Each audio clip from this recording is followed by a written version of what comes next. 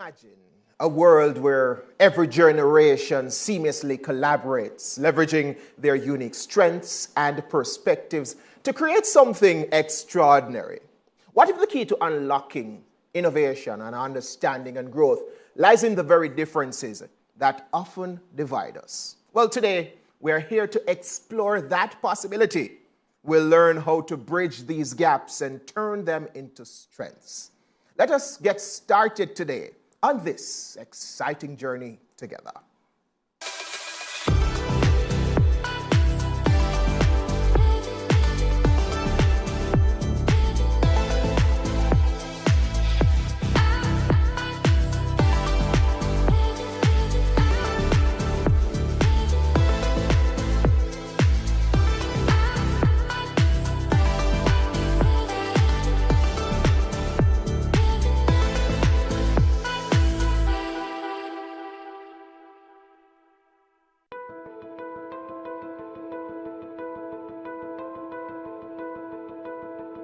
The 9 to 5 is the standard, and there's a reason for that.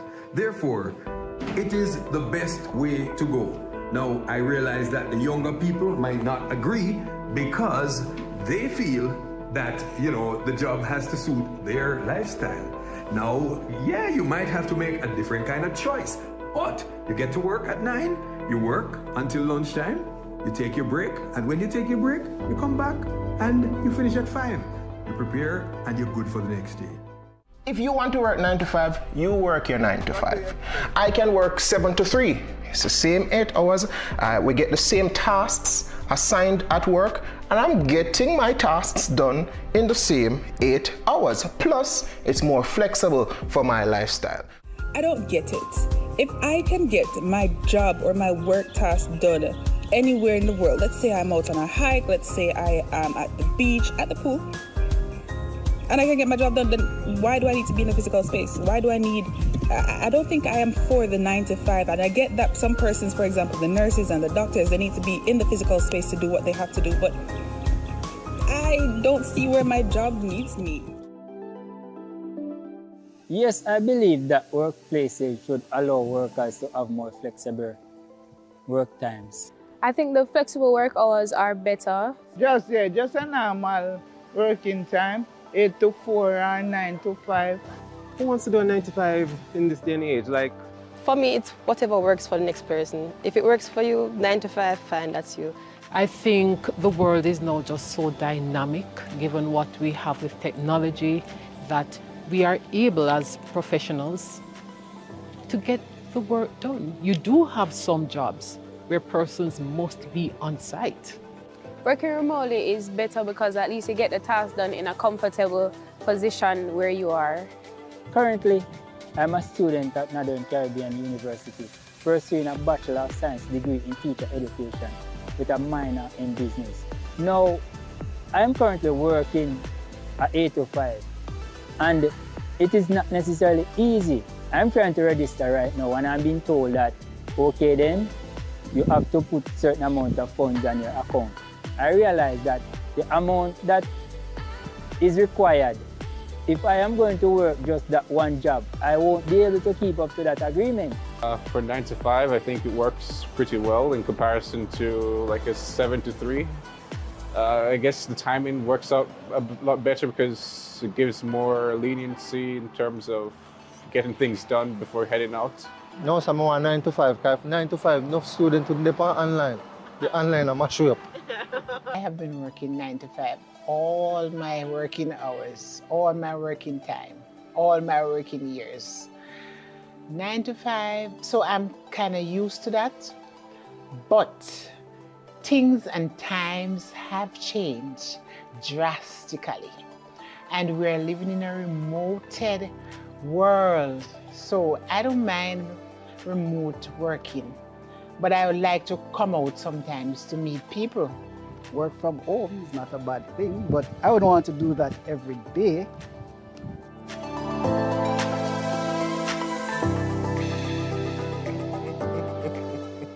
Oh boy, different generations will have different perspectives on various issues, as you could see from this very same video. There's nothing wrong with that. The challenge usually arises when we butt heads because we expect others to conform to our way of thinking and doing things. That's why this showdown is so important. Ladies and gentlemen, welcome to the XYZ Generation Showdown. This Living It workshop geared towards understanding the different generations, strategies for fostering and this multi-generational harmony and leveraging the unique strengths of each generation. Our expert speakers are in with us this afternoon. We're going to be hearing from Dr. Orville Taylor and Miss Joni Gaye Cawley, and they will guide us through this journey. For our viewers who are tuned in on our YouTube channel, watch EJC Live and also NCU TV Jamaica, ensure to interact with each other in the chat. It's a fantastic way to share your insights and to share your questions and your comments, and also to have a little talk and chat amongst yourselves.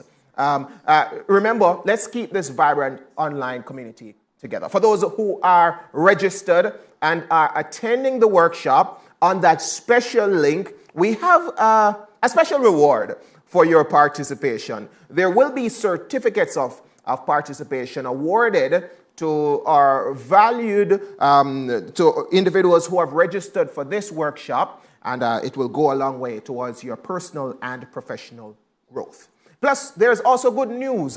Those who are registered, ensure you pay attention because there is a special treat later on for you. Plus gifts and everything, so ensure that you get all the links that you're supposed to get from it. But before I begin, because I'm ready to start right now, let us thank our sponsors, the Ministry of Labor and Social Security's PATH program, Advancing Your Family, Developing Jamaica, and the Jamaica Customs Agency, Country Above Self. Thank you for making this workshop possible. Now, are you ready for this workshop? Get ready for this exciting round of learning and collaboration. Let's lace up our gloves. Our producer wanted to give me boxing gloves. But let's step into the ring and get ready for this rumble. Dr. Orville Taylor, who is a distinguished sociologist, newspaper columnist, author, educator, and radio talk show host. Dr. Taylor is a senior lecturer in sociology at the UWI. Dr. Taylor holds a Doctor of Philosophy degree from Florida International University.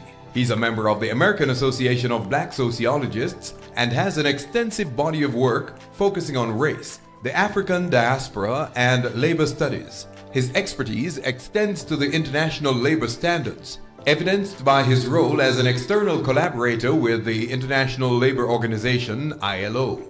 Previously, Dr. Taylor served as the Senior Director of Industrial Relations in the Ministry of Labor and Social Security in Jamaica, where he contributed significantly to the field. His work includes the production of several country and regional reports, underscoring his specialization in international labor standards. Today, Dr. Taylor will be sharing on the topic, Understanding of Generational Identities.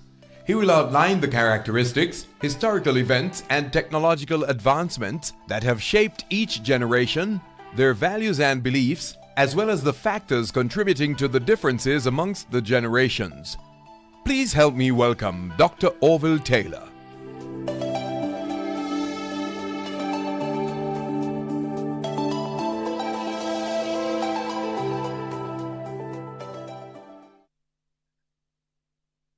Wow. Good evening. Yes, it's evening. It's after 6 in the afternoon, so it's good evening. How are you?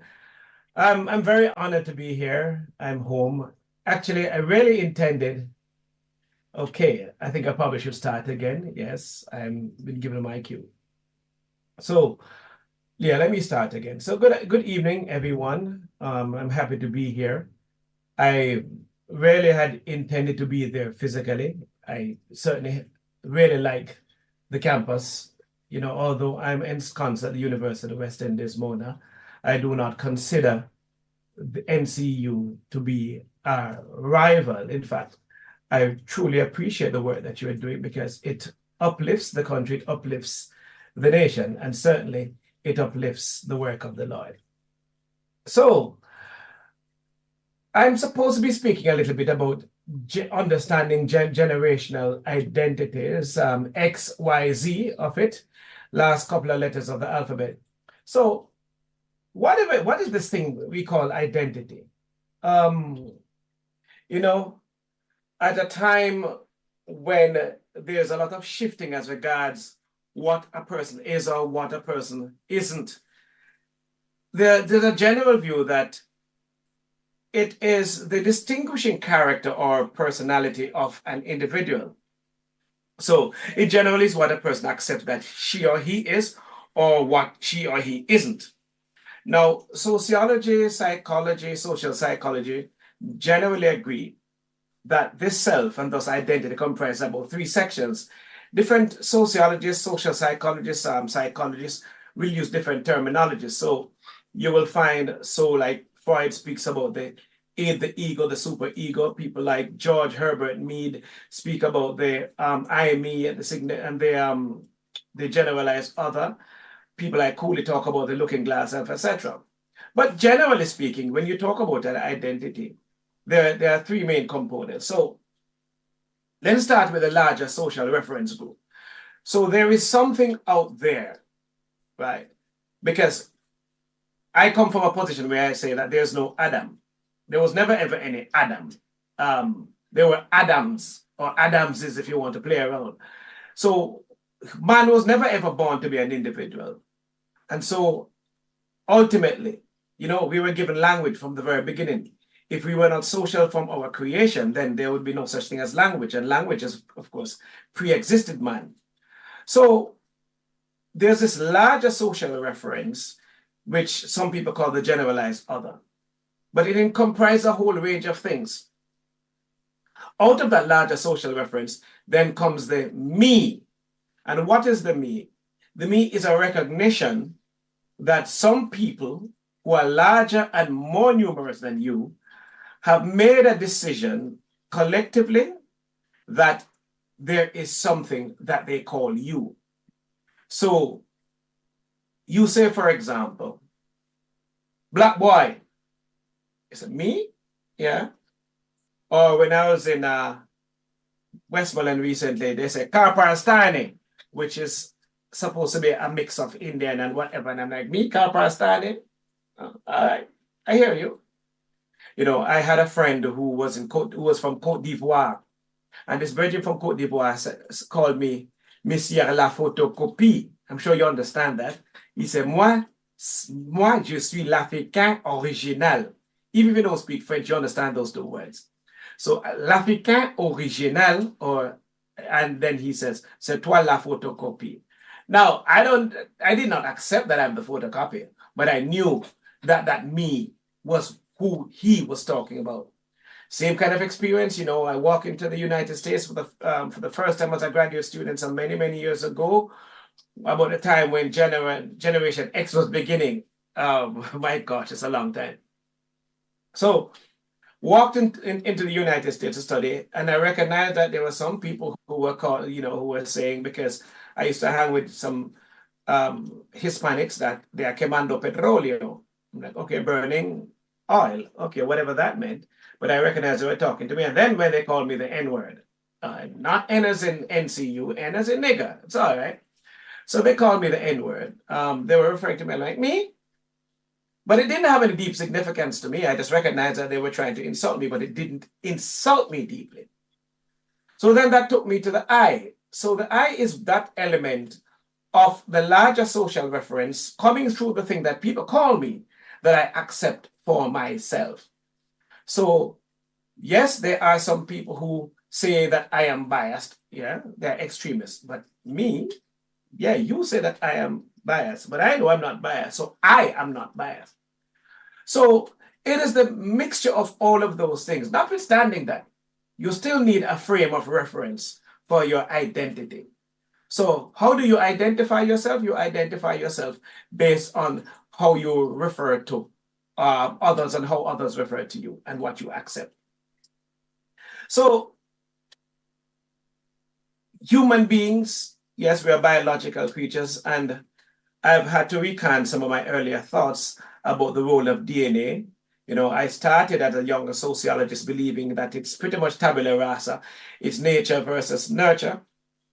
And nurture, of course, is pretty much the dominant force. Well, I still feel that way. But I do believe that there are some very interesting things about nurture that have an impact on DNA. And so, DNA has this dialectical relationship with the environment. So ultimately, yes, it's the environment that makes a difference, but there is still some interplay of DNA. But of course, not wanting to discard my larger body of work, which is sociology. And our basic tenet is that, look, you are born, but your destiny isn't determined at birth. And it's an argument that I hold very close to, because you have some extreme activists, and I've had to cross swords with some of the sexual minority extremists, not the rational ones, but extremists who start with arguments in order to win their position. And they say things like, I was born gay. You born gay? Okay. But you're the same one who laugh and think it's stupid.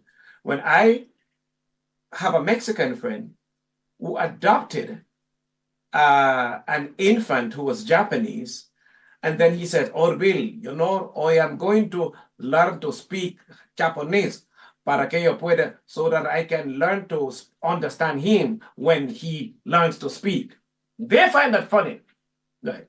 So many arguments over the years have been used to justify keeping people where they are. It's the very same argument that was used to keep Black people in subjugation.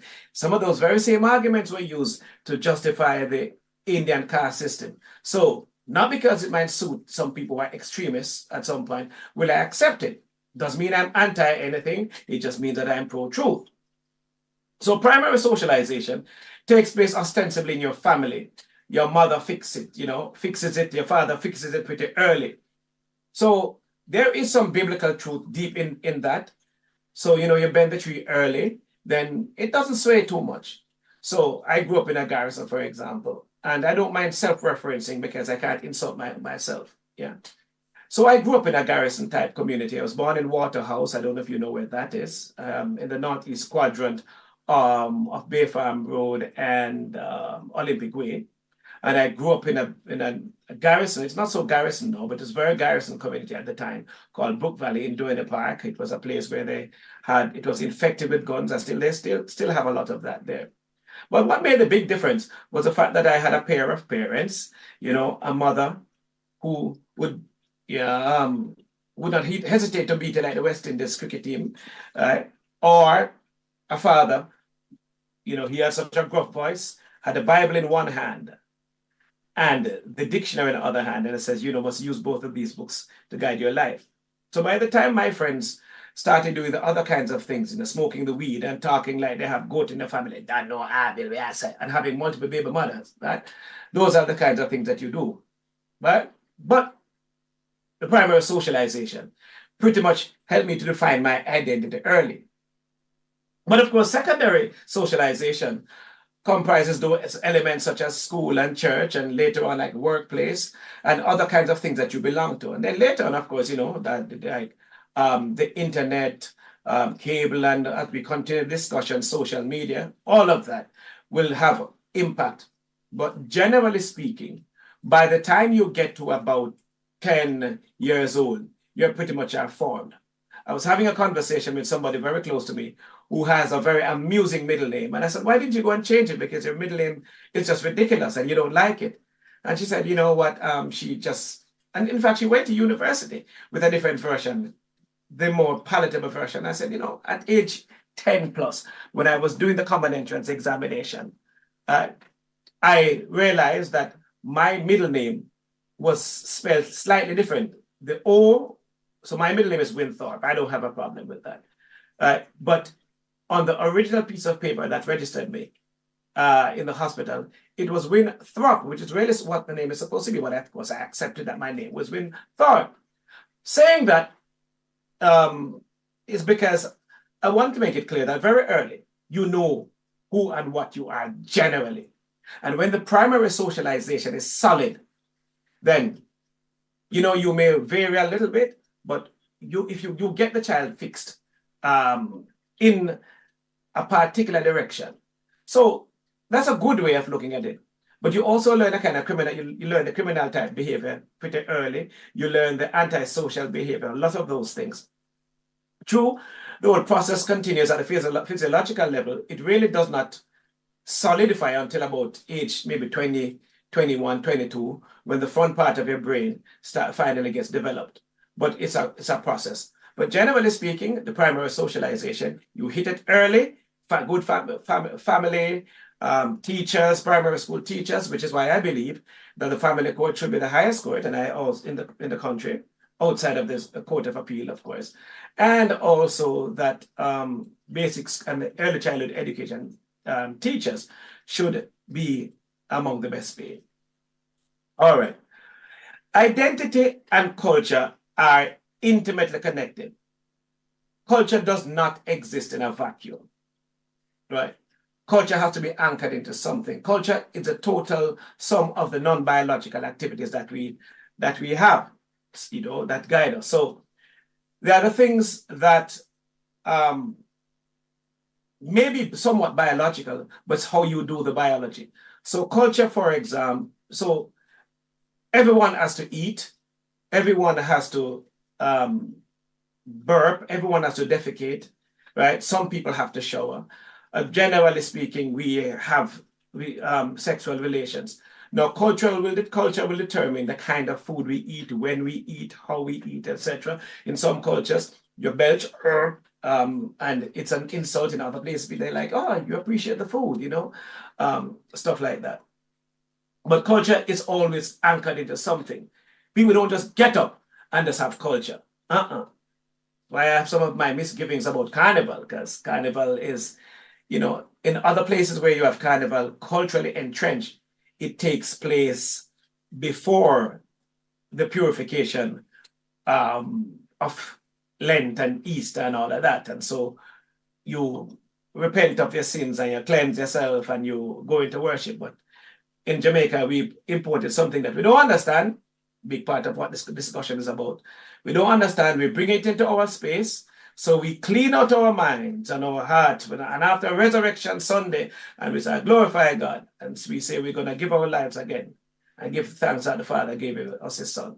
Then a couple of days after, we walk around half naked and start glorifying the devil. But that's why you talk about culture must be entrenched into reality, into the actual reality. Oh, so what's a generation? A generation is all of the people who are born around the same time, right? So, but it also is used to describe a period of about 30 years, right? And the whole range of behaviors that are associated with that 30-year period. So we are in generation Z right now. I'm in Jamaica, so we say Z. There's only one country in the world that actually says Z, right? But I think Canada says it a little bit sometimes, but it's Z. So generation Zers.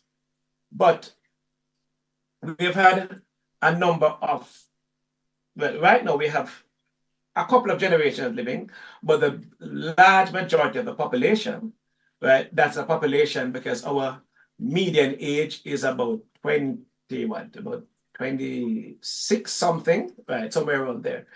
So the majority of people in this country are baby boomers. They are also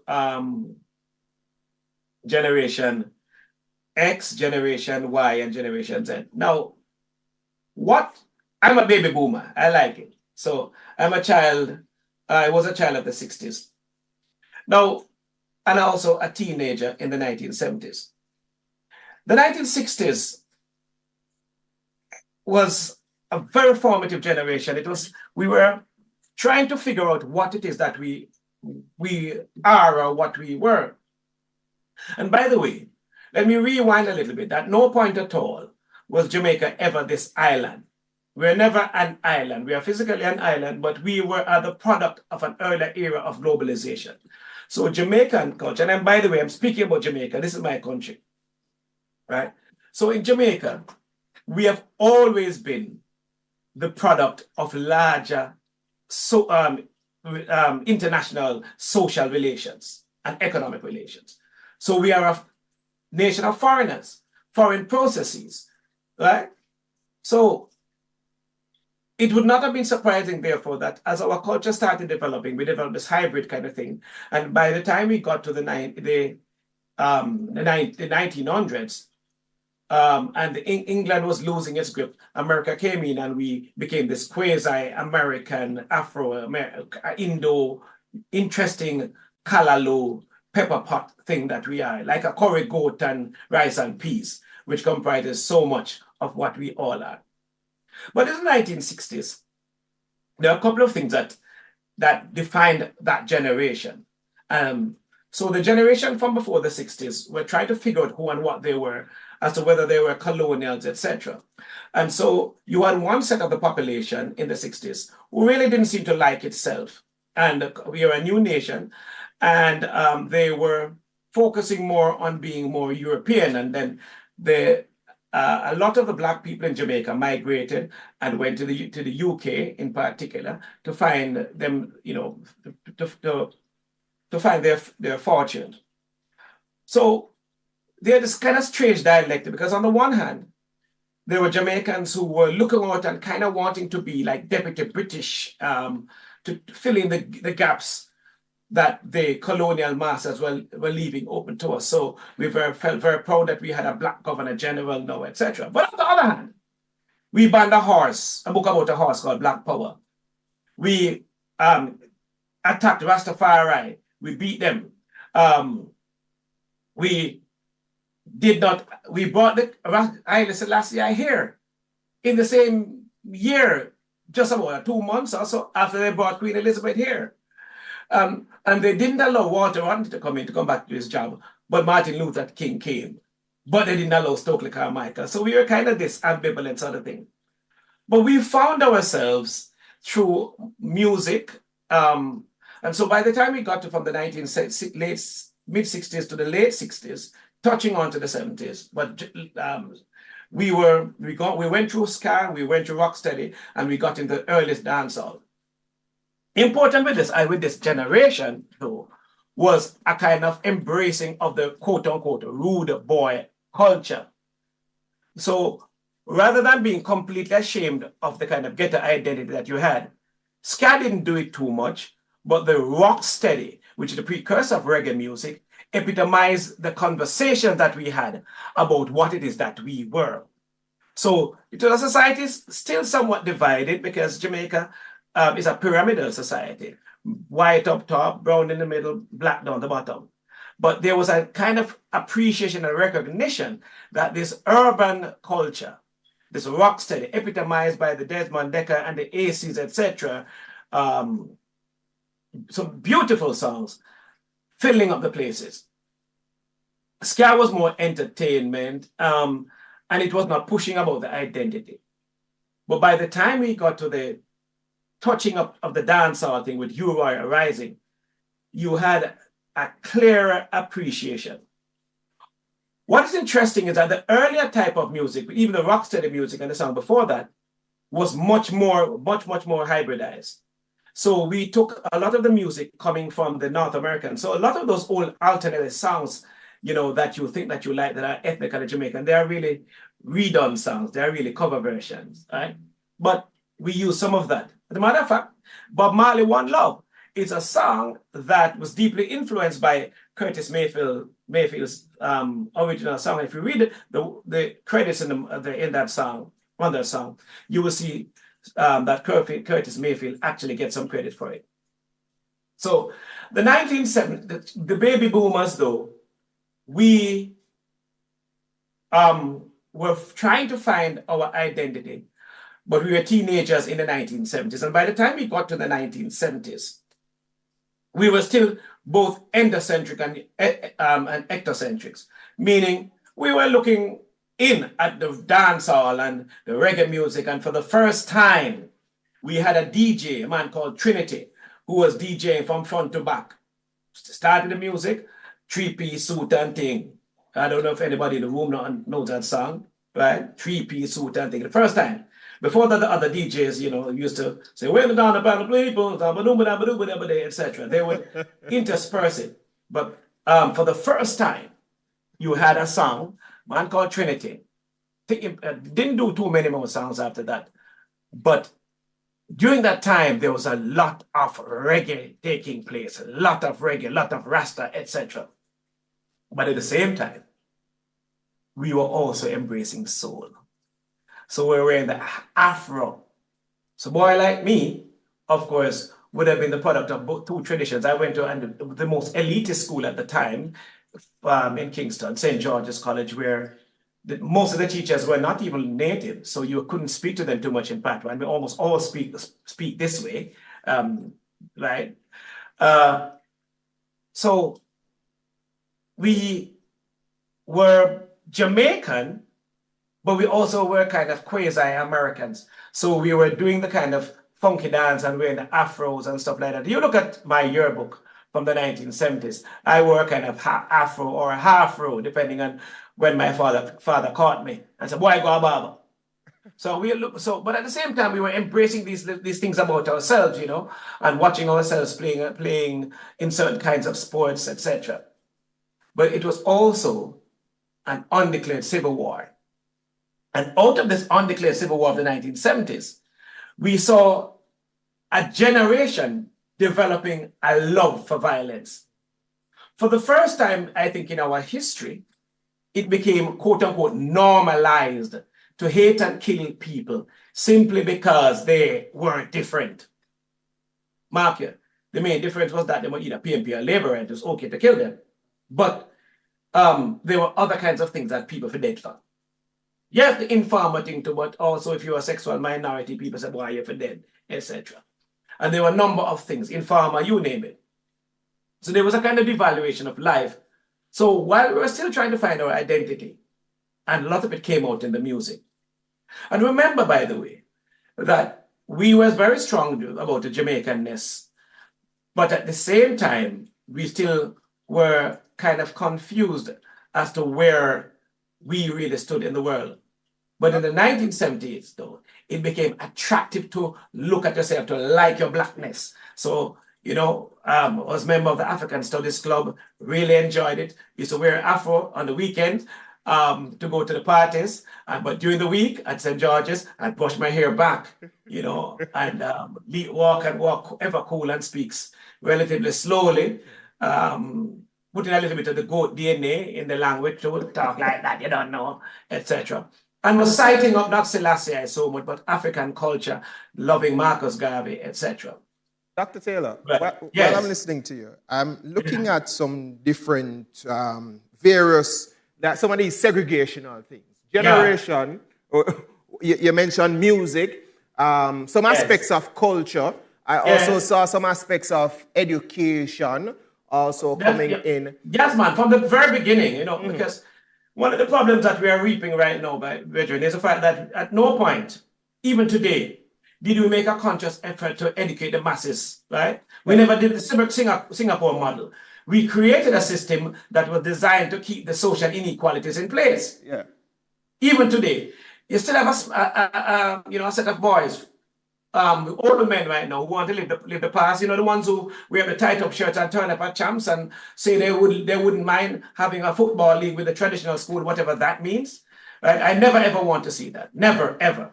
There was something you were mentioning, and Yes. I'm not sure if you got a chance to go through it. I know the different generations, there are some kind of names. You mentioned baby boomers. Run me down some of those generational names. And so the baby boomers are the ones born somewhere around the 60s, right? The 50s to the 60s. Then the generation X are the ones who are born from the 70s. The 70s, then you have the generation. So the generation, the baby boomers, and that's the period after World War II, etc. But you're talking about from the 50s all the way up to the 60s. People like myself who were born up to the 60s. Yeah.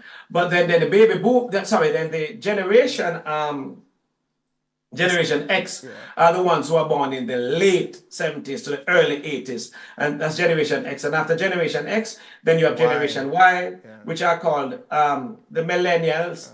They are born the late 80s to the 1990s, to the mid 90s.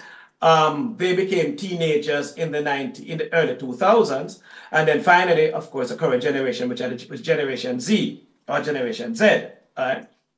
I'm trying to kind of talk a little fast, but the society changed and the world changed generation per generation. Yeah.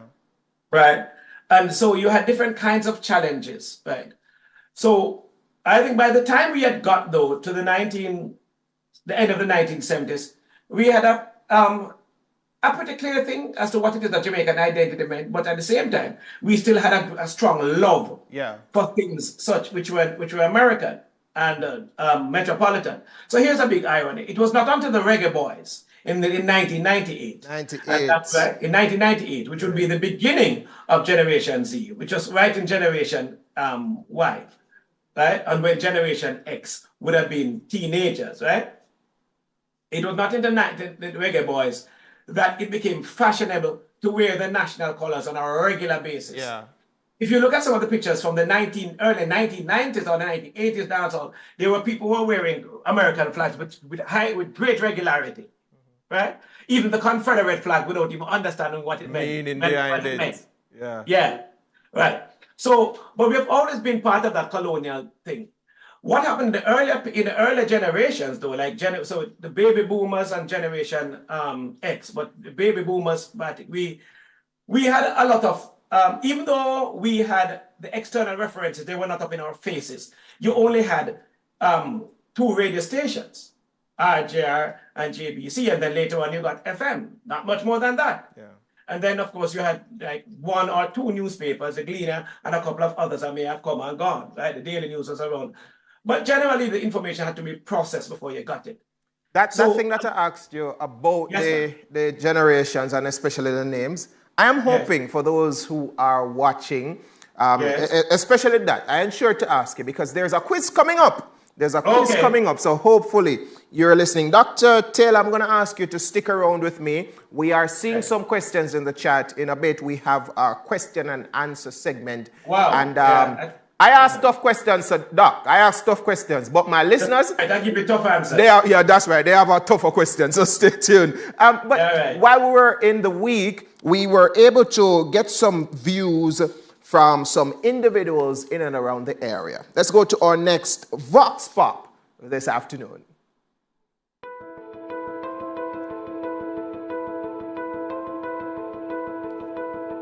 I find it strange that this generation feels, this younger generation feels that you can just put on anything and show up. You have to look the part. You have to ensure that you look like what you represent. My question is, did I do a good job? What does the clothes I have on have to do with the job I do? Oh man, I just think we need to focus on the tasks that we're assigned and the responsibilities, and is the worker getting the tasks completed? All right, so I don't know about you, but I like to be comfortable. I'm heading in from the gym, going to work, and this is the fit, this is what I'm wearing. I don't have time to go home and change and all that kind of stuff, so this is what we're wearing. I'm comfortable and getting the work done, so why not? It's fine. I think it's fine. So let's go. Dress code. Can I honestly talk about dress code? Casual can be comfortable. So joggers, but still looking like I'm at work or not at home. I think it works. Sometimes it can be casual, but it's looking professional. What I want to do, you can do it remotely, so it doesn't really matter as long as the work gets done. Like I'm going to be probably in a database, in a basement, working on a database or a server or something like that. So I don't really mind a dress code. I guess it's convenience, but if it works, it works. So what's the purpose of dressing in the first place? What is it that we're trying to achieve? And is it a statement that we're making where dress is concerned? As a child of the 70s, because I was born in the 70s, you'd probably have to understand how the shapers of our societies thought at that time. You know, we were a young nation then. We had only got independence, well, way over 10 years after I was born. But then coming out of England, what was their realities? No, jacket and tie don't necessarily. All depends the occasion. Well, all depends the type of work. I wouldn't use jacket and tie if you come do regular taxi work. There are a number of philosophical things that we probably would have to take into consideration if we're really going to be having a serious conversation on dress code. And we're not just talking now about modesty versus nakedness. That's not what I'm discussing. I'm speaking about styles. They're all modest, you know, but which one would you give preference? Which one would you put in the forefront? And what would be driving you to think that a particular material, a particular fashion, that is what is more appropriate for the professional? Who decided on those things? My dress code, I think it's okay, but sometimes I do feel good, you know, just wearing a plain old polo shirt to work. I don't think I should wear a tie every day. I don't really like it.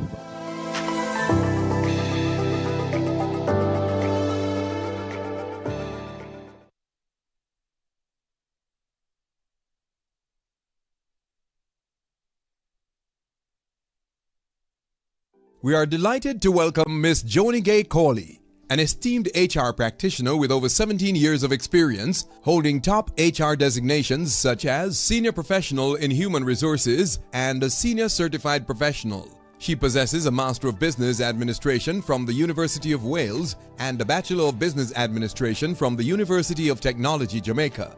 Additionally, Ms. Cawley is certified as a project management professional and holds a certificate in data protection from the Mona School of Business and Management. Ms. Cawley's extensive background includes serving as Group HR Manager for Amber Group, Operations Manager for DHL Jamaica Limited, Lecturer in Human Resource Management at the International University of the Caribbean, and served for 9 years at Grace Kennedy Limited, working directly with the Chief Human Resource Officers for both its investments and foods divisions. A seasoned trainer and presenter, she has shared her knowledge at numerous local and regional conferences and workshops.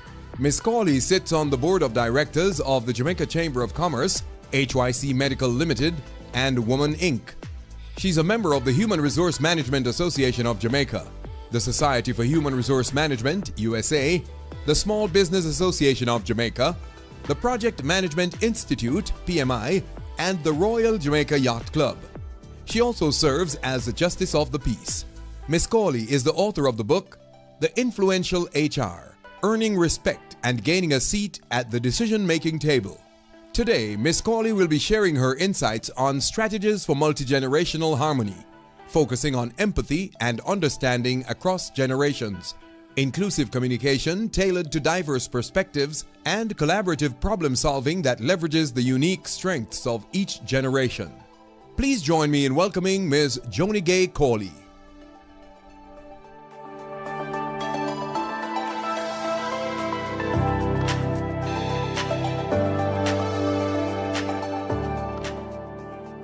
Good evening, listeners and viewers. We're going to be talking this evening about strategies for multi-generational harmony.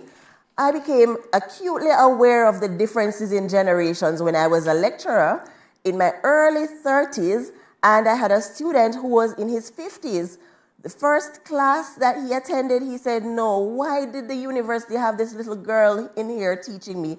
I was taken aback because I know HR. I thought I could teach, but it made me think that, okay, it might be a difference in generations. So we're going to be talking about how the different generations can coexist in the workplace. Unity is strength. Where there is teamwork and collaboration, wonderful things can be achieved. If we're not united, if we don't work together, no wonderful things will be achieved. Dr. Taylor was speaking to us about the different generations, so I'll go in detail. The silent generation is, some of them are still alive, those who were born 1928 to 1945, baby boomers, 1946 to 1964, Generation Xers, 1965 to 1980, millennials, 1981 to 1996, and Gen Z or Gen Z, born, well, between 1997 and 2012. These generations have their differences, marked differences. You can see it. One is that the Generation Xers, they value work-life balance. They're used to text messaging. They'll send you a text, and they're loyal to their employer. Also, they were born at a time when the personal computer started being used. Gen Y, 1981 to 1995, and you might see a difference here because some sources say Gen Ys are 1981 to 1996, but this says 1995. There are differences, but anyway, they value freedom and flexibility. They're online, mobile, because at this point, desktop computers and laptops were being used. Digital entrepreneurs, and they use tablets and smartphones. Gen Z now, they are used to Zoom communication or online communication. They're multitaskers, and they are also called digital natives. Why? Gen X adapted to technology. Technology came in and they said, okay, I need to adapt to this. Gen Y, they're digital pioneers. And Gen Z are digital natives. Let's talk about some more differences. One difference that I see every day is that someone in Gen X will say to me, Joni, we need to have a face-to-face meeting. I'm thinking, all right, why not just send an email? But they're used to this direct communication, face-to-face meeting, and I just adapt and I schedule a face-to-face meeting. Fine. They emphasize work-life balance. A difference with the Gen Y is that they value work-life integration. So instead of work-life balance that Gen X loves, Gen Y say work-life integration. Gen Z now will prioritize their mental health and well-being. And if they're in a job and it is not suiting their mental health and well-being, they will say bye-bye, they will leave without having another job to go to. Even though there are differences, there are commonalities within the generations, between the generations. While each generation has the characteristics I said before, they also share common desires, such as job satisfaction. Everyone wants to feel satisfied in their job, no matter what generation you belong to. Professional growth. Everyone needs to feel that they're growing professionally. Also, everyone desires respect and recognition. How do we achieve harmony, though? There are differences on one hand, there are similarities. How can everybody work together and get along? I'll share some strategies with you. One is to be empathetic. Empathy is the ability to see the world from another person's perspective. So if someone says, let's have a face-to-face meeting, then you think, okay, in those days when that person was born and coming up, they didn't have online meetings. So let me understand and empathize with this person. Recognize that our colleagues' viewpoints may be shaped by the era they grew up in. They might have different opinions from you. Just think, why does the person think this way?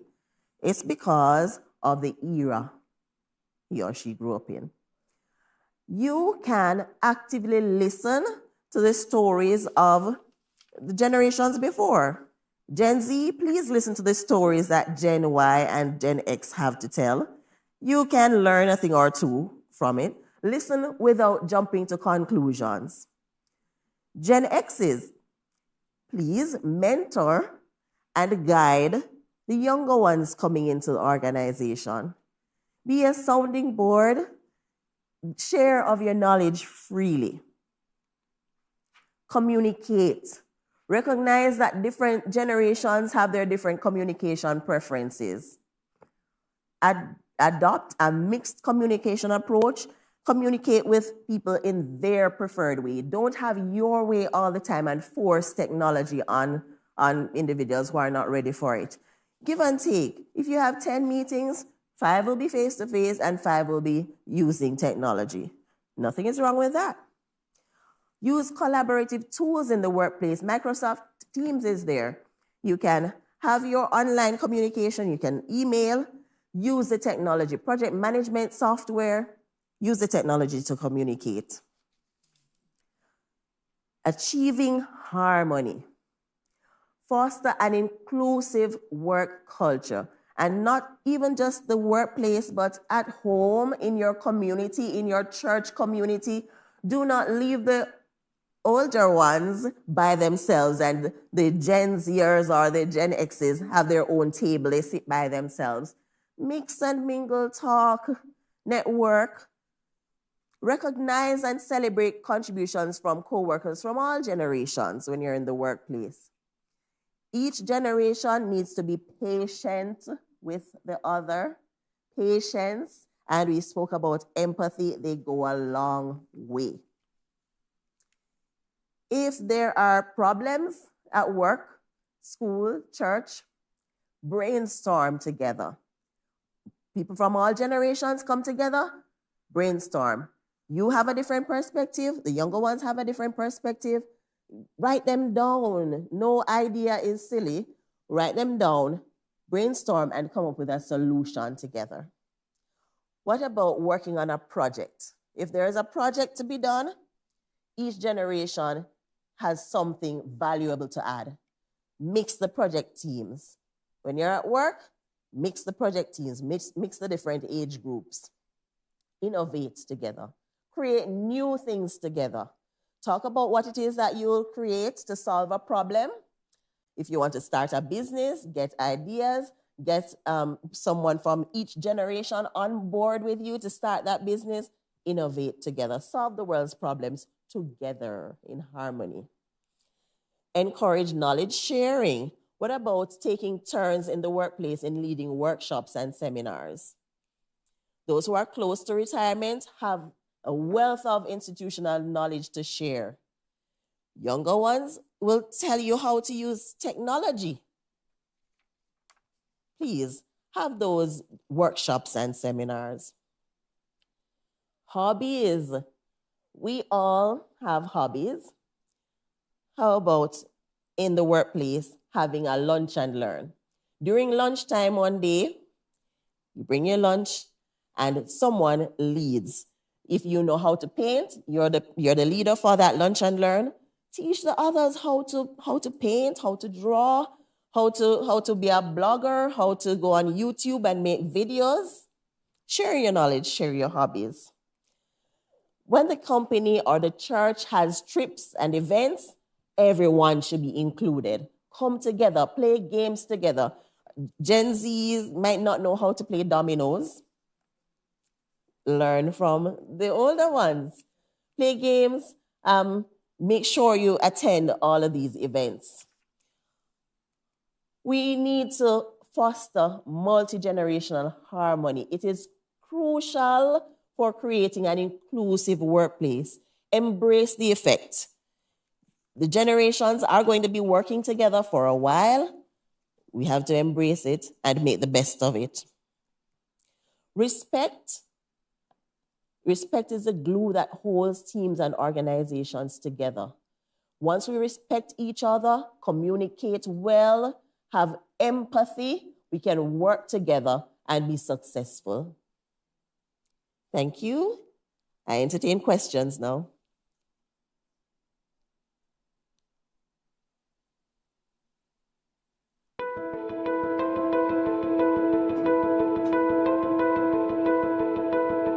This generation just feels that everything has to be digital.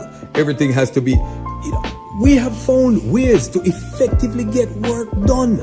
Why is it that we are always trying to reinvent the wheel? Why don't we work smarter instead of harder? I had a lecturer who was so insistent that we have to take our notes by writing. To me, how does that help? And maybe for you, it helps you to feel like you are working harder and more efficient when you are doing something in, I don't want to say archaic way, so I won't. I don't believe that I should take up myself and write an essay when I can just get AI to do it. All I have to do, type in the question or the prompt, or I could even just say it and AI writes whatever it is that I need.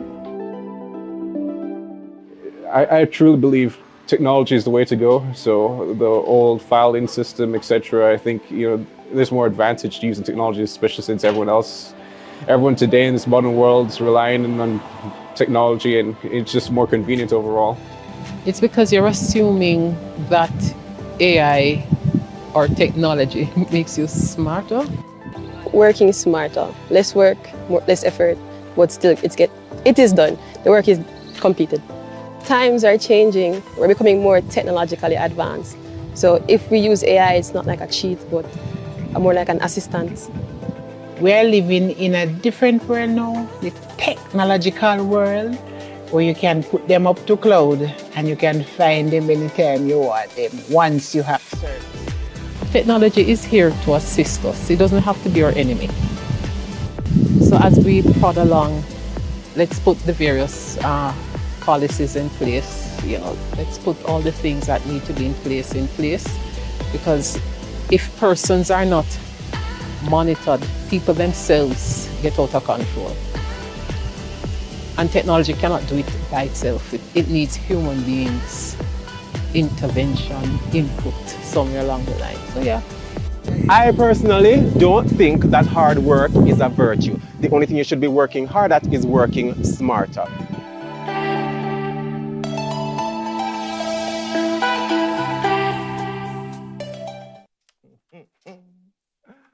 Well, guess what? It is time for our quiz. It is time for our quiz, and I hope you are all ready. Now, for those of you who were in on our pre-show, then in the pre-show, you got some information for our quiz. Now, you notice this is me giving you some time to do what you need to do so you can be a part of the quiz. And while I'm at it, let me say good evening and welcome to those joining us on YouTube at NCU TV Jamaica and also on Watch EJC Live. I also know that we are live on NCU TV. Yes, NCU TV on our Flow Cable Network. And we're also live on Bless TV Cable Network. Good evening to those joining us live on radio at NCU 91 FM. And of course, to our participants who are now joining this quiz. And I'm sorry to those listening on radio and those on YouTube, if you didn't sign up, if you didn't register, you can't be a part of the quiz. You will see some things on the screen, and maybe you could even answer in the chat, but I won't be seeing your answer, and your answer won't be a part of the quiz. No, that is all the filling time I gave you. I saw some persons join. I am ready. It's time for our XYZ generational quiz. Hello, participants, and all those who have registered. Let's go. It is game time, and I have 8 simple questions. 8 simple questions. I'm gonna pose the questions to you through the game, and you are going to give me the answer. Now, the winner of this segment will be determined by the person with the most correct answers. So accuracy is going to be what's important. You don't need to rush to finish. Yeah? Accuracy is what is important. However, time is also important because bonus points will be given for those who answer the fastest. So the most points is for accuracy, and bonus points for how fast you answer. Now, prizes will be awarded first, second, and third place. Now, I am saying this because I've already seen the prizes. And there is a thing that you need to do if you are first, second, and third. So ensure you also know our WhatsApp line. And when that time comes, I will give you some information. Let's start our quiz. Follow along on the screen for our 45 participants, 46 participants right now. Follow along, play, the quiz in the platform. And I mean, those who are watching on YouTube, you can play the quiz in the chat, but it don't count. Let us go. All right, let us go. It's time for our quiz as we get things started. And for those of you on air, you can hear what's happening. But the first question, I'm not even going to read out the questions. And I know why I'm not reading out the questions. Because if I read out the questions, we're going to have some individuals who are trying to answer elsewhere. But anyway, so far, as the class is coming in, that first question, I'm noticing that Dorrit Moncrief is in the lead so far, closely followed by Anzardo Morgan. So I'm noticing what's happening. So Dorrit got that first one correct, and she was really quick. However, our second one is not so quick. In the lead right now, we have Trishana Gordon. Trishana Gordon is on a streak along with Yvonne, closely followed by Yvonne, by the way. But here comes, Trishana, all 4 correct so far, and I'm liking that. Remember, accuracy is important. In the class right now, we're having a 54, 53% accuracy. Guys, remember, it looks like you're trying to go for speed. I already gave you an advice. Try for accuracy. Now, Nisha Asher is out front, but Nisha is now passed by Ryan Clark. And I know why that is. Ryan is more accurate than Nisha. Ryan Clark, 5 of 8 questions. 5 of 8 questions. The class accuracy is going up slightly. It looks like you're slowing down and you're trying to get those answers correct. 55% of my class is kind of accurate. Maybe you were listening to our participants, huh? Were you listening to our participants? So it looks like we have some individuals finishing up. Nisha Clark, Anisha Asher is finished. Ryan Clark, who was up there. But all of a sudden, ladies and gentlemen, Beryl Williams is jumping to the top. I'm telling you about accuracy. Cynthia Ingram jumping to the top. Annette also jumping to the top. All 3 have 1 question to go. Denise Alexander is also up to the top. Beryl tried to answer, but Beryl got that last question incorrect. Let me see. Cynthia, Annette, and Denise, they are thinking about it right now. Shorian Williams, well done to you so far in second. Shorian Williams, I think it's Graham maybe there. But we just want to finish up. Annette, 8 of 8 correct. Give Annette a round of applause. And for those of you in the chat, this is what you can do. Denise Alexander, 8 of 8. But I'm seeing now where the algorithm is ensuring that those who answered first correctly are also up there. So it looks like my class is almost through.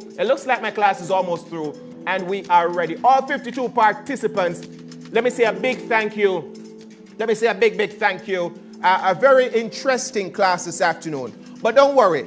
Now, for those of you who were watching on the stream, now is the time for me to go through the questions with you. Now, let me see. So far, I'm seeing some first, seconds, and third. Looking good. Congratulations. I think I can announce first place. In first place, Annette. I think this is Annette in first place. Everybody, round of applause for Annette. In second place, I'm seeing Denise Alexander. There we go, round of applause. And in third place, Beryl Williams. Now, Annette, Denise, Beryl, follow along carefully.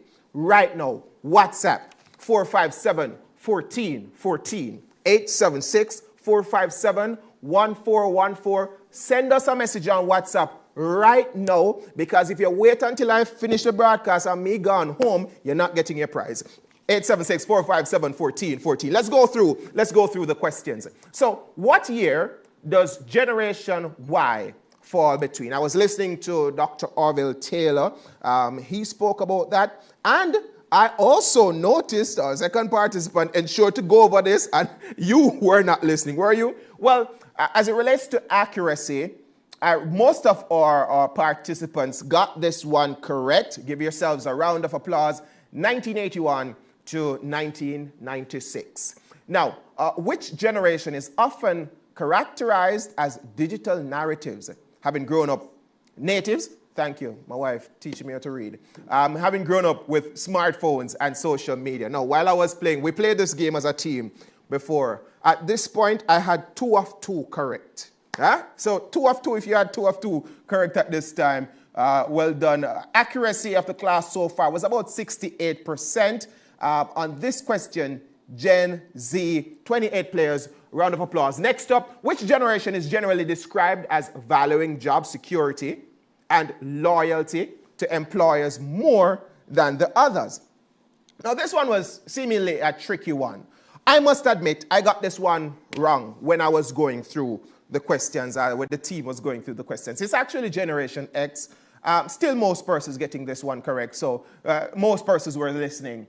All right, next question. What strategy involves pairing younger persons with older persons to foster learning and growth? And admittedly, while we were doing this as a team, I don't remember this question. Maybe that's how fast I was going. I don't remember this question at all. But 12, let me go back. Which generation? No, that's right. I think that, let me just move on. What is a recommended practice for encouraging knowledge and knowledge sharing among the generations? Discouraging cross-generational collaboration, I can that, not according to my presenters. Implementing strict hierarchy, I didn't hear that one. Establish mentorship programs, which is what most persons picked. That was the correct one. And lastly, promoting competition among generations. I like competition still, but yeah, most persons got that one correct. All right, next up, or is that question number 8? That was question number 8. So those are our questions. Thank you to all those who participated, and thank you to all those who wanted to participate and are saying, Michael, if me did know, I would have registered. If me did know that I was getting a prize, I would have registered. Well, congratulations to all those who registered. Congratulations to all those who participated in the quiz. And, of course, congratulations to our winners, Annette, Denise, and Beryl. Remember, guys, you gotta register when we are doing these things, especially when you hear our announcers talking about them. But thank you for tuning in. Let's take a short break, and when we come back, it's time for your question and answer. But before I go, so you notice what has happened with the quiz, and we were telling you all week to register. After this live stream, there's going to be another live stream. Just a short little live stream, because Mr. Kelly and Tajel, I'm not in the long talking, I have gym. And we have extra kindness in the morning. NCU 91 FM on Instagram. NCU 91 FM. All right? Let me go to the break. Your question and answer next. Welcome to Northern Caribbean University, where we believe that financial literacy is essential for career development. Our mission is to prepare our students not only for successful careers, but also for a lifetime of financial stability. Our students are taught how to create budgets, manage debt, and invest wisely. By integrating financial literacy into our curriculum, we are empowering our students to take control of their financial futures and achieve their career goals. At Northern Caribbean University, we are proud to produce graduates who are not only successful in their careers, but also financially stable and responsible.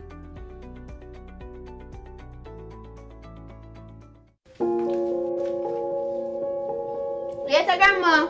Punchy? I'm not time for you right now, man. You know, I was a hatty back in my time.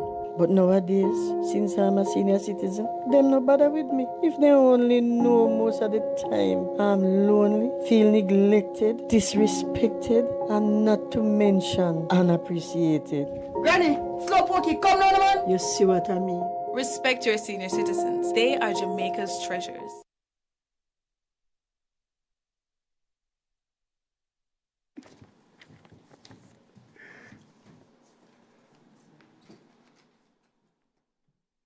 All right, guys, welcome back. Now, you asked And we answered. That's what I always hear in something like Topical Today. But we saw your questions coming in. Thank you to those who were listening and also ready to ask your questions.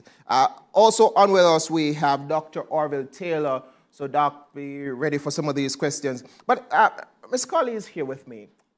In your presentation, you mentioned Generation X and Generation Y and Gen Z.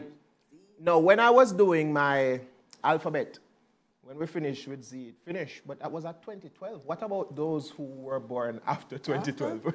Gen Alpha. They're called Gen Alpha. So we're starting back the alphabet A. Okay, there we go. Makes sense. All right, Gen Alpha. So that was one of the questions we got you there. Dr. Orville Taylor, tell me something.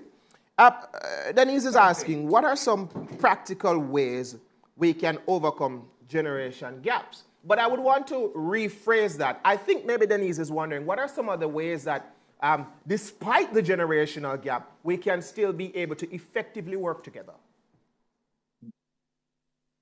You know,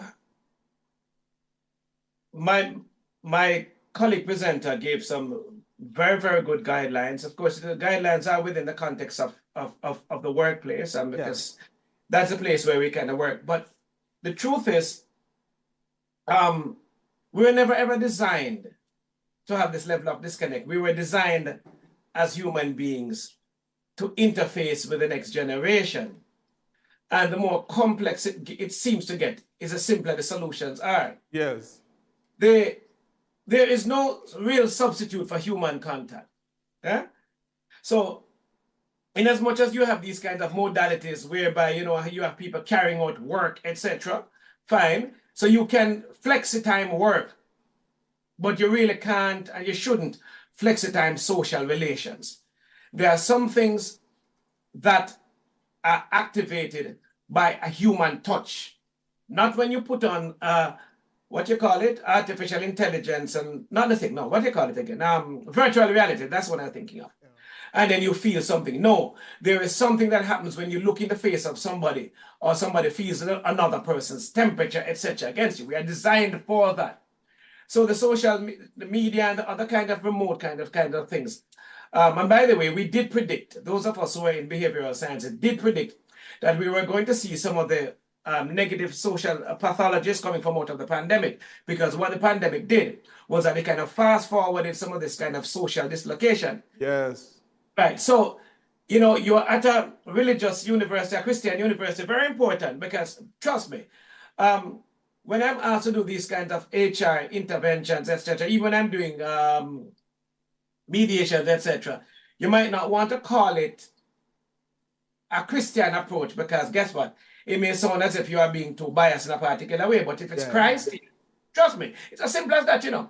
When you recognize as a human being that the next person who you're relating to is somebody too, that basic thing. So you start with that initial process of you taking care of your own self, knowing that you like you.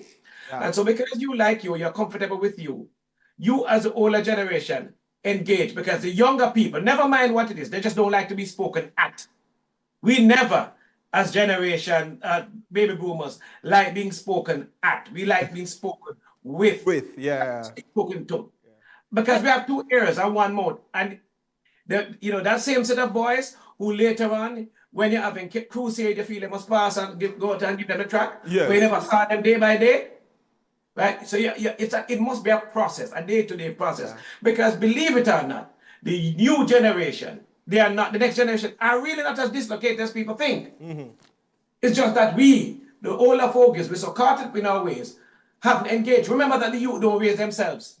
True.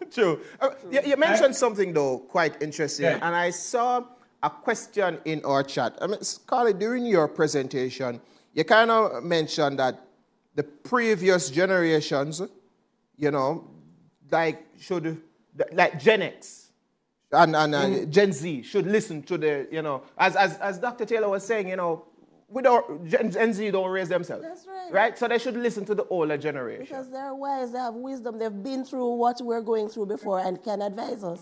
This is not a fight now, guys. But shouldn't the older generation listen to the younger generation? Absolutely. And why? They have, the older generation has something to learn from the younger generation, because The younger ones have ideas. Excuse me, they have new ways of doing things that you didn't think of before. So listen to them. They're intelligent. They're so smart. Yeah. You know, Dr. Taylor, while I was listening to you, you mentioned this. Sorry. You want to jump in on this one? Go ahead. That we are still human beings, you know. Yeah. Nothing will change, right? And that we are designed as human beings. Until there's some kind of splicing of the human genome, we are still just going to be Homo sapiens. Yes. And Homo sapiens are designed to do precisely that. There is really it's just that there's a difference in form. But the fact that each generation is always going to be different from the other. Yeah. Yeah, okay, I get you. But in your presentation, I'm wondering about that difference. You mentioned kind of some racial segregation. I'm wondering if, do you think that is still a big deal in today's generation? Absolutely. Here the problem is, though, that when the social mobility started taking place in my time, in the generation, so among the baby boomers, so you started having black people with doctorates and black people moving up, and even now, you know, where you have females stepping forward and moving to different places. The difference is not physical color, it's cultural color. So the segment, if you think about it, the moment somebody with the slave mentality still, because we are still infected with slave virus, you move across what I call the smadification line. And let me give you a shift. We were having a vox pop earlier on about appearances. Believe it or not, never mind that. Appearances do make a difference. And so you go into a particular place, it doesn't really matter what it is, and you talk the way that I'm trying to talk to you now. Yeah. And you're dressed in a certain way. You take out the brown man. As an inner city boy, I was avoided being beaten and harassed by the police simply because when they stopped me, I opened my mouth as a George's boy and I took out the brown man. Yes. So them say, "Oh, where you come from?" You know, and even though I'm there with my one trousers and all of that, the fact is, I spoke differently, and I spoke like the brown people. You know, I had that command of the white man's or the brown man's language. Trust me, you ask yourself the question, even as a broadcaster, even as an educator, I have to pinch myself from time to time. Whenever somebody, bright fellow, but he talks as if they killed his English teacher in grade 9, right? And I have some PhDs like that who they can't really talk to Ola and them talk with a deep accent. I have to listen past my own prejudices because I'm also part of this colonial experience. Yeah? So HR practices, absolutely. When I was doing conciliation and labor ministry, and when I do mediation now, I still do the linguistic shifts.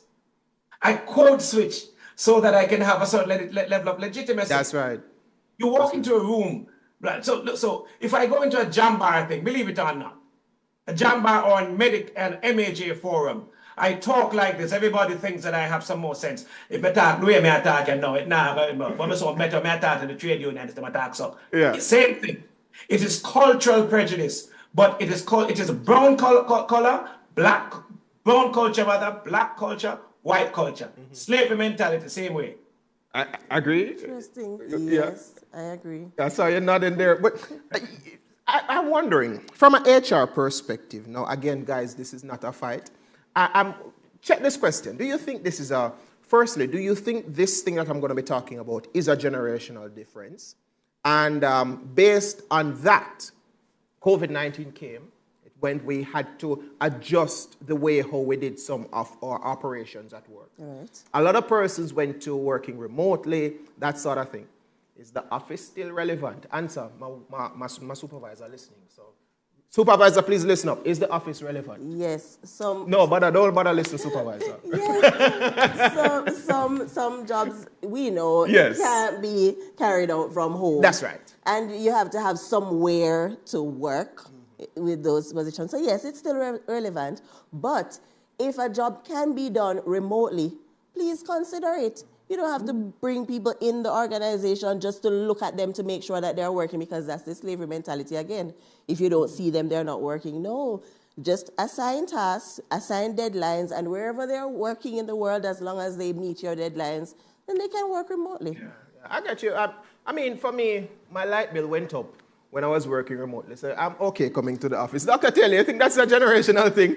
Persons wanting to work from home, and we often phrase it as a generational question. But you think it is solely generational? It's not a generation. It's a generational question, yes and no. But also it has to do with the fact that the nature of work has changed. Yeah. You know, can beat a little chest a little bit. The flexi-time law, I did the groundwork for it. Yeah. Right. Part of the International Labour Organization, and they pass on the work to the Labour Ministry and pass the legislation. So flexi-time, flexi-work is something that's a reality, but it cannot ultimately replace everything. There are some jobs that will require you're being in a particular place physically. We're not talking like security work or something. Yeah, you can't just stay online. No, but here there are some little intangibles which have to do with team building, etc. And just recognizing other people as humans when they share quote unquote downtime at work together. Yeah. So, for example, when you sit and have a meal, a coffee in the canteen or cafeteria with somebody, you can't substitute that. Especially when it's somebody who doesn't necessarily work at your desk, but they work maybe in the same department. So when I'm at work on Linda's Road, and I eat in the canteen, or when I go up to the sport club, I will move from one table to another or something like that. I mean, if I'm going to eat there 3 days out of the week, I probably don't sit with the same person. It's a different thing because some of the things that people would want to say on over the internet, they would not say to you. Something they really want to say, they're not going to say it over the internet. They want to say it to you face to face in their eyes. And it's when you meet somebody face to face and you look at them and you see their expression and you see some little subtleties. And you say, you know something? That person is really cool for you, And you so yeah. I'm not talking about, so there is indeed space for that kind of social dislocation, and that there's no way we're going to go back to everybody being piled in the same place. We recognize that. But there is always going to be that space because human beings need other human beings in the same physical space, not just in the same social space, in the same physical space, because we don't need Neo, and this is not the Matrix. Yeah. Tejel, I know you've been monitoring Zoom. Do you have any questions on that side for our presenters? True. So, first of all, they were congratulating the winners, and I think that's good. That's good. Congratulations to them as well. I'm seeing a message here from Beryl. She says, we as the older generation should listen also and be more tolerant and be less resistant to changes. Right. I love that. Jennifer Williams saying, Team NCFM, this is an excellent workshop. Thank you so much. And Mr. Kelly was responding to, I think, something that was said, and he says, they'll say you don't sound Jamaican, which is very true. I get that a lot. Beryl Morgan is also saying, I love Dr. Taylor's sense of humor. And Genevieve is saying, agree, nature of work determines place of work. And yeah, the chat is very festive. Yvonne saying, working with children needs both parties in the same physical and social space. Physical space has advantages and disadvantages, Genevieve says. So a lot of bantering going on in the chat. So I know that they're enjoying the conversation for sure. Dr. Taylor, before I let you go, I told you I had a tough question for you. Now, this question, as it relates to the building block of society, the family. And even in the family, sometimes the generational gaps and the debate between the generations, show up themselves. My question to you, how can parents and children coexist? All right? How can parents accurately pass on the culture to our children in a way that the children will receive it? And how can we let the children know, say, this is important for you to learn? Let me give you 90 seconds on the clock. I use the same formula at home. I have a little boy now. Yeah. And I have adult children, right, as well. But the first thing is, my little boy know that I love him. Yeah. Full stop. My students on campus know that I care about them. Yeah. The young men in my community where I live and where I grew up know that my business with them. So in other words, I have this thing called legitimacy. And the moment you have legitimacy and people think that your children are otherwise, think that, you know, you kind of mean them well, them listen with you, them listen to you. And so it is not that difficult, really. You know, I still have great relationships with the young men and young women that I help to raise, separate and apart from my own children. Yeah. So, legitimacy. now listen, man, if you listen, we're designed to respond positively to love, right? And if you express in different ways, just, I get these wonderful stories from time to time. Yeah. As we talk about the generations, is there any way, as talking about the generations, finally for our listeners, do you think the generations can coexist? Of course, once there's respect and open communication, they can work together beautifully. Wonderful. Listen, guys, you saw it here. We entered billing this as a big fight between the generations. We built this one as a kind of a clash. But what we learned this afternoon while I was listening to our presenters, we can work together. We can coexist in a very peaceful way, just for us to learn to communicate and maybe communicate respectfully, and also maybe trying to learn how the other generations communicate and empathy, learning from each other, putting yourself in their shoes. It helps. Doc said, mode switch. Mode switch. I want to say thank you to our presenters this evening, Dr. Orville Can I ask Taylor. a quick question? I got you, Doc. I'm coming. Dr. Orville Taylor and also Miss Joni Gaye, Cawley, joining us in studio. Doc, you were saying, yes. All right.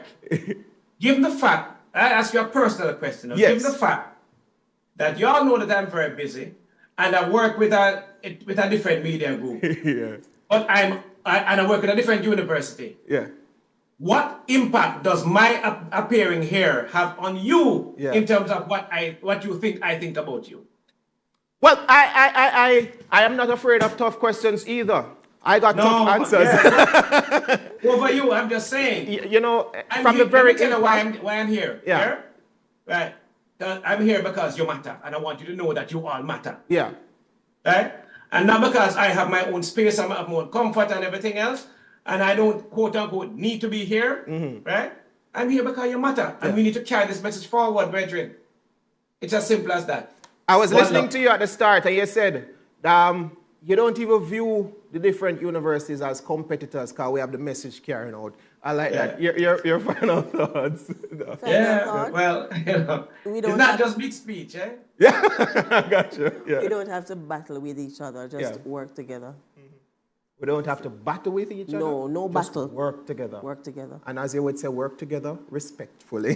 Thank you to our sponsors, the Ministry of Labor and Social Security's PATH program, advancing your family, developing Jamaica, and also to the Jamaica Customs Agency, country above self. It was a time well spent. I need to go to the gym, and I have to wake up early in the morning for acts of kindness. Leandre, can you tell me where we're going in the morning, please?